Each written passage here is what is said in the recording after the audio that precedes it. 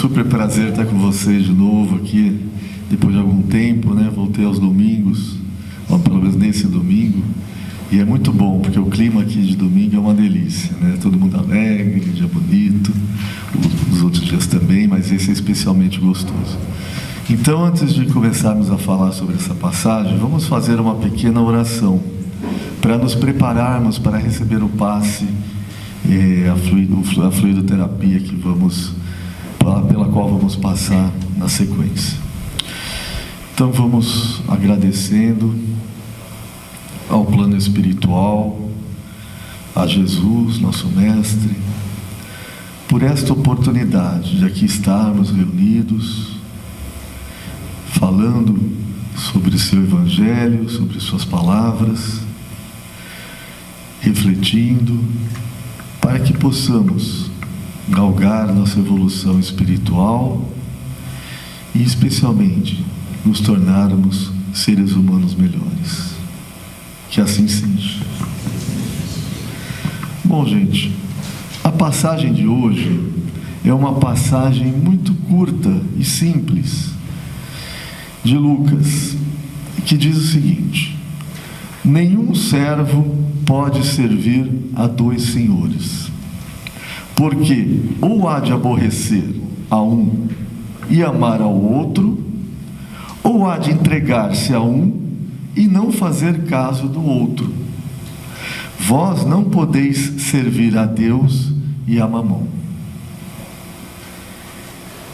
Primeiro, Mamon, todo mundo já sabe, né? Vem do grego, na verdade, uma tradução grega do aramaico mamona, que significa dinheiro ou riqueza. Então Jesus quis dizer, não se pode servir a Deus e à riqueza, a Deus e ao dinheiro ao mesmo tempo.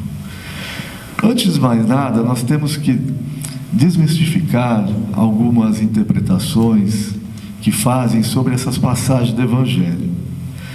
Nós já ouvimos também, né, que nenhum rico, né, é mais fácil um camelo, que seria aquela corda de barco bem grossa, né, que um camelo passar por uma agulha, do que o rico entrar no reino dos céus. Então, a partir dessas passagens, algumas interpretações nos dizem que o dinheiro é ruim, que a riqueza é ruim. E isso não é verdade. O dinheiro e a riqueza em si não significam nada. Na verdade, eles têm o valor que nós damos a eles. Essa é a diferença, porque se assim não fosse, Deus não permitiria que nós, seres humanos, inventássemos essa moeda de troca, ou que nós angariássemos riquezas aqui enquanto encarnados. Mas a grande questão é o que fazemos com isso, com essa riqueza e com esse dinheiro. Qual é o verdadeiro significado que isso tem para nós?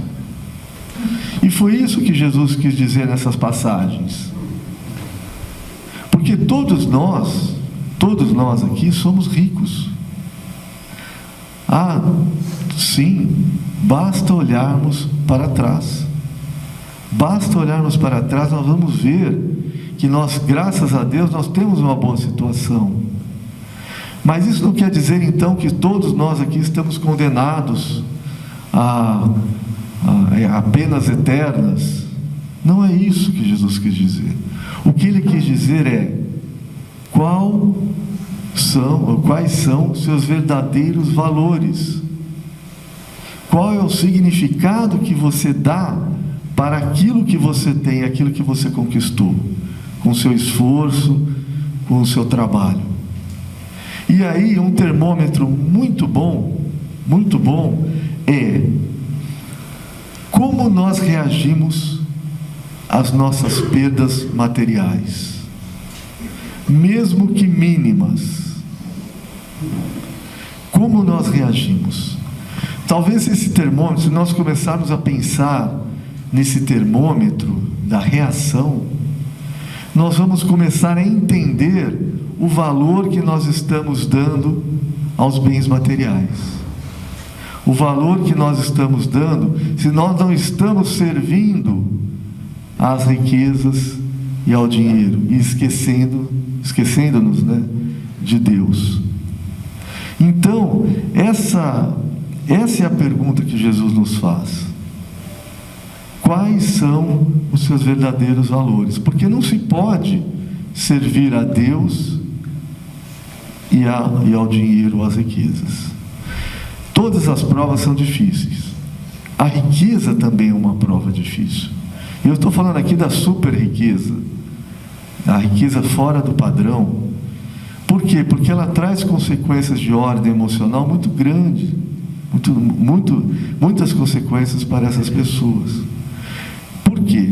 Porque normalmente quando chegamos nesse patamar, nós seres humanos, nós nos empavonamos no nosso orgulho. E quando nós começamos a empavonar-nos no nosso orgulho, aí que vem a nossa queda. Porque nós nos esquecemos do próximo. Nós nos esquecemos que, na verdade, tudo que temos aqui nos foi dado por empréstimo. Deus nos empresta a riqueza. Nós somos depositários temporários de tudo que Deus nos dá, a partir da nossa capacidade de gerar essas riquezas. E a partir daí, nós nos tornamos egoístas, nós nos tornamos mesquinhos, nós não conseguimos repartir, não conseguimos ajudar ao próximo. E aí que se inicia a nossa queda. Portanto, nós temos que entender que no plano espiritual, aliás, o nosso desencarne é como uma viagem. Nós podemos fazer assim uma imagem de uma viagem. Quando nós desencarnarmos, saímos desse corpo material, nós vamos fazer uma viagem. E nessa viagem nós vamos, como em toda viagem, levar a nossa malinha, a nossa mala de viagem. E a nossa mala de viagem é a nossa consciência. Nessa malinha, nós vamos levar tudo que a gente fez de bom e de ruim nessa encarnação. Ou seja, na nossa consciência. Quem não leu, eu recomendo muito que leia o livro Libertação, de André Luiz, por Chico Xavier. Está lá dentro dos 13 livros de André Luiz, eu acho que é o livro número 6, se eu não me engano. Libertação. Porque é um livro que mostra que não existe um Deus que vai nos colocar num banco dos réus e nos julgar e dizer, olha, você vai para cá, você vai para lá, você fez... Não é isso. Leiam esse livro que vocês vão ver que é a nossa consciência que nos colocará em determinados lugares do plano espiritual. Não é um julgador externo, é a nossa própria consciência, é essa malinha que nós vamos carregar quando desencarnarmos. E é por isso que nós temos que estar muito atentos com o que fazemos aqui nessa encarnação, com as nossas atitudes, com o que passamos de exemplo, com o que fazemos com o nosso próximo, a forma, já que estamos falando nisso, né, que fazemos as nossas riquezas fluírem como sangue. Deepak Chopra já dizia, tem um livro dele que diz que o dinheiro é como sangue, se ele não circula, gangrena. Então, o que nós estamos realmente fazendo para nos libertar e realmente servir a Deus e não aos bens materiais, ao nosso orgulho, à nossa vaidade? O orgulho é o pai de todos os vícios. O meu pai dizia que a preguiça é a mãe de todos os vícios. E aí eu acrescento que o orgulho é o pai de todos os vícios. Porque a partir daí, nós nos colocamos numa posição superior, achamos que somos melhores que os outros, e quando desencarnamos, nos damos conta que dinheiro, bens materiais, títulos honoríficos, tem que ser chamado de doutor, de professor, de magnífico, isso não vai valer nada, nada. E eu digo desse livro Libertação porque eu acabei de lê-lo na semana passada, e eu fiquei assim realmente maravilhado com as mensagens que ele traz para a gente, e mostra que nós somos prisioneiros ou nos libertamos de acordo com a nossa própria consciência, que ela sempre vem. Esse é um dos pontos. E quando Jesus diz que é mais difícil, né, passar o camelo pela agulha do que o rico, ou não se pode servir a Deus e Mamon, ele quer dizer o seguinte: eu não estou condenando nenhuma pessoa com bens, com posses. Eu estou avisando a essa pessoa que ela tem um caminho a seguir. E não importa, gente, não importa o quanto que a gente tem, porque sempre vai ter alguém precisando, sempre vai ter alguém em situação mais difícil. Quem faz um trabalho que eu também convido a todos, que é o Alta de Souza, quem quiser, todo domingo às 10 da manhã saímos daqui, nós temos um exemplo claro, claríssimo disso, de irmos em bairros considerados mais simples, onde as pessoas doam, e doam muito com o coração, e passarmos por alguns bairros mais abastados, onde até parece que estamos incomodando a pessoa quando tocamos a campainha para pedir alimentos, doações para a campanha. Então vocês veem como as coisas são invertidas, porque quanto mais temos, mais medo de perder. E quem já passou por dificuldade ajuda sempre, porque sabe, conhece, já viveu talvez aquela experiência. Portanto, nós temos que nos libertar no sentido de não vamos apostar todas as nossas fichas nos bens materiais. Não aposte nos bens materiais, porque nós não vamos levar para o plano espiritual. Isso não quer dizer que nós vamos parar de trabalhar, nos tornar um peso para outras pessoas, não é isso.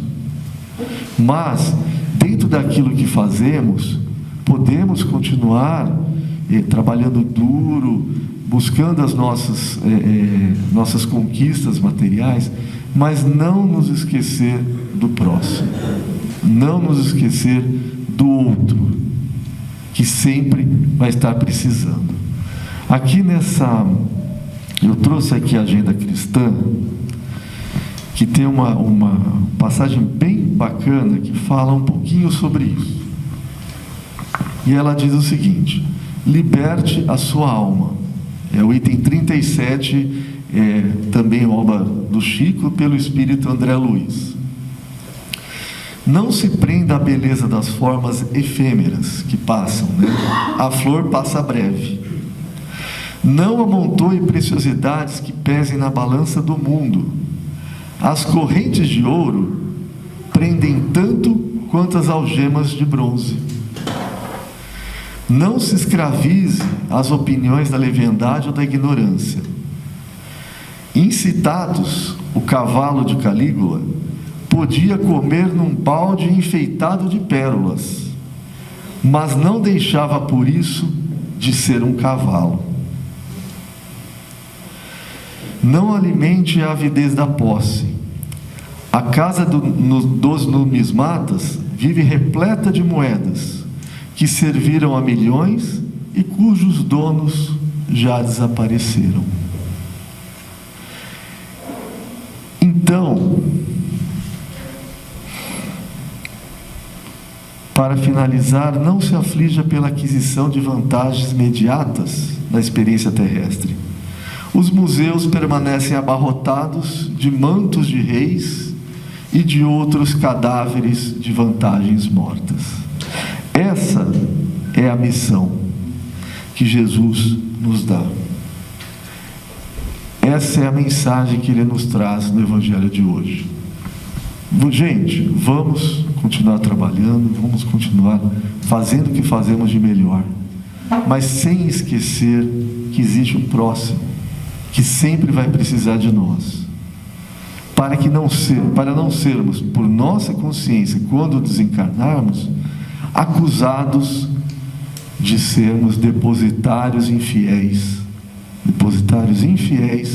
daquilo que Deus nos proporcionou. Essa é a mensagem de hoje. Eu agradeço muito a oportunidade de estar aqui com vocês. E vamos então fazer uma prece final, pedindo a Deus que nos dê força, nos dê luz,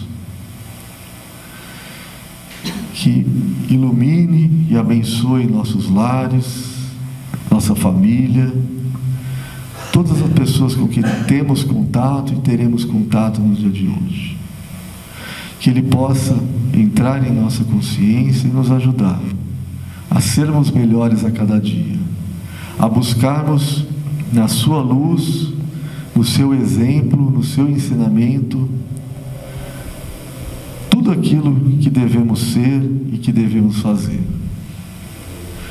E quando tivermos dúvida de como proceder em qualquer momento de nossa vida, que possamos nos perguntar: o que Jesus faz? Graças a Deus.